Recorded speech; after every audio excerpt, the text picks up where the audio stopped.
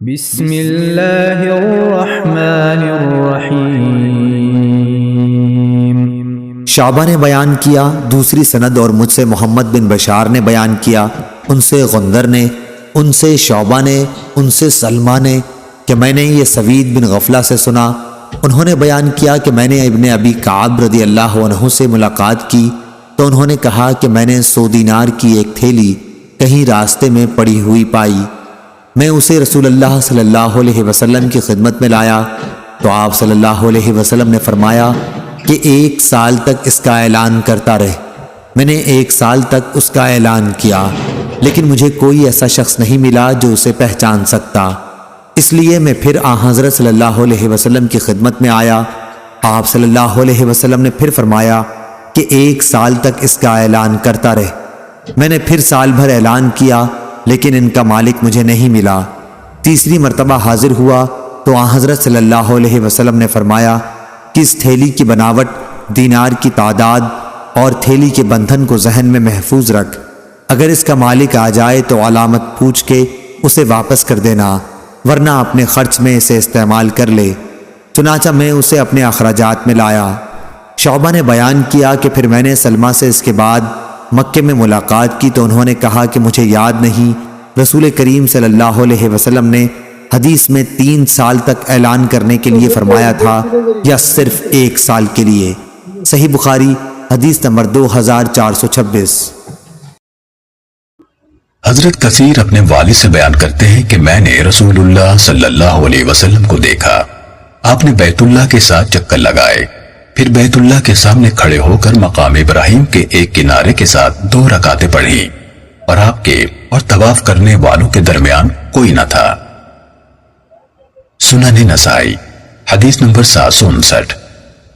حضرت عائشہ رضی اللہ تعالیٰ عنہ فرماتی ہیں کہ میرے گھر میں ایک تصاویر والا کپڑا تھا، میں نے اسے گھر میں ایک طاق کے سامنے بطور پردہ لٹکا لیا۔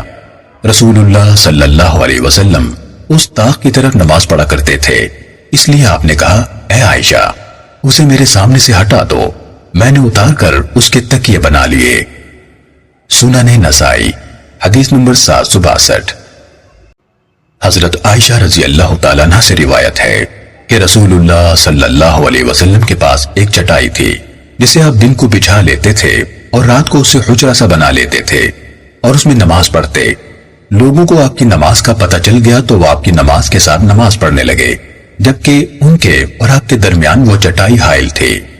آپ نے فرمایا اتنے عمل کے شائق بنو جس کی آسانی کے ساتھ طاقت رکھو، کیونکہ اللہ تعالیٰ ثواب دینے سے نہیں اکتائے گا حتیٰ کہ تم ہی اکتا جاؤ گے اور وہ نیک کام چھوڑ دو گے۔ اللہ تعالیٰ کا سب سے پسندیدہ کام وہ ہے جس پر ہمیش کی ہو، اگرچہ وہ تھوڑا ہی ہو۔ پھر آپ نے اس جگہ نماز پڑھنی چھوڑ دی، دوبارہ نہیں پڑھی، پھر گھر میں پڑھنے لگے حتیٰ کہ اللہ تعالیٰ نے آپ کی روح قبض کر لی، اور آپ جب کوئی کام شروع کرتے تو اس پر ہمیش کی کرتے، یعنی یہ نہیں کہ 4 دن کیا پھر چھوڑ دیا۔ سنن نسائی حدیث نمبر 763۔ حضرت سہل بن سعد رضی اللہ تعالیٰ عنہ سے منقول ہے کہ کچھ لوگ رسول اللہ صلی اللہ علیہ وسلم کے ساتھ نماز پڑھا کرتے تھے، اور انہوں نے اپنے ازار یعنی چھوٹے ہونے کی وجہ سے بچوں کی طرح گردن پر باندھے ہوتے تھے، تو احتیاطاً عورتوں سے کہا گیا کہ تم سجدے سے سر نہ اٹھایا کرو حتیٰ کہ مرد سیدھے بیٹھ جایا کریں۔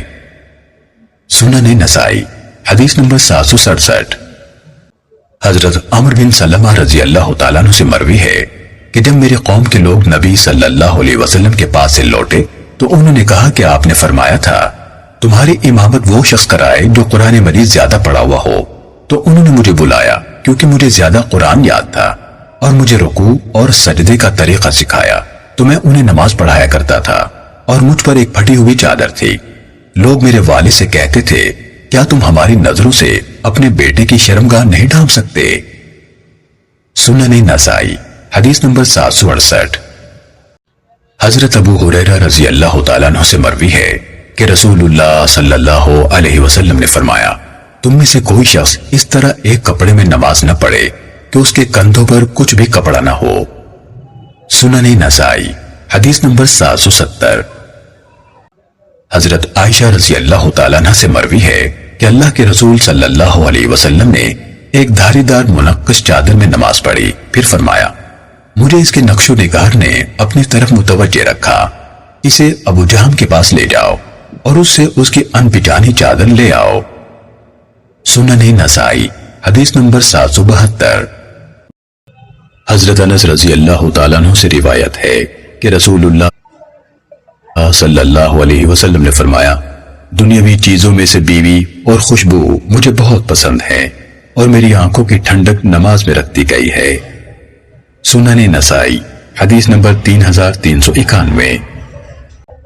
حضرت ابو ہریرہ رضی اللہ تعالیٰ عنہ سے روایت ہے کہ نبی صلی اللہ علیہ وسلم نے فرمایا جس شخص کی 2 بیویاں ہوں اور وہ ایک کی طرف زیادہ جھکاؤ رکھتا ہو تو قیامت کے دن اس طرح آئے گا کہ اس کا ایک پہلو جھکا ہوا ہوگا۔ سنن نسائی حدیث نمبر 3394۔ حضرت عائشہ رضی اللہ تعالیٰ عنہ فرماتی ہیں کہ رسول اللہ صلی اللہ علیہ وسلم اپنی بیویوں میں انصاف کے ساتھ باری مقرر کرتے، پھر فرماتے اے اللہ یہ تو میرا کام ہے جس کا مجھے اختیار ہے، جس چیز میں تجھے اختیار ہے اور میں بے بس ہوں اس بارے میں مجھ پر گرفت نہ فرمانا۔ حماد بن زید نے اس روایت کو منقطع سند سے بیان کیا ہے۔ سنن نسائی حدیث نمبر 3395۔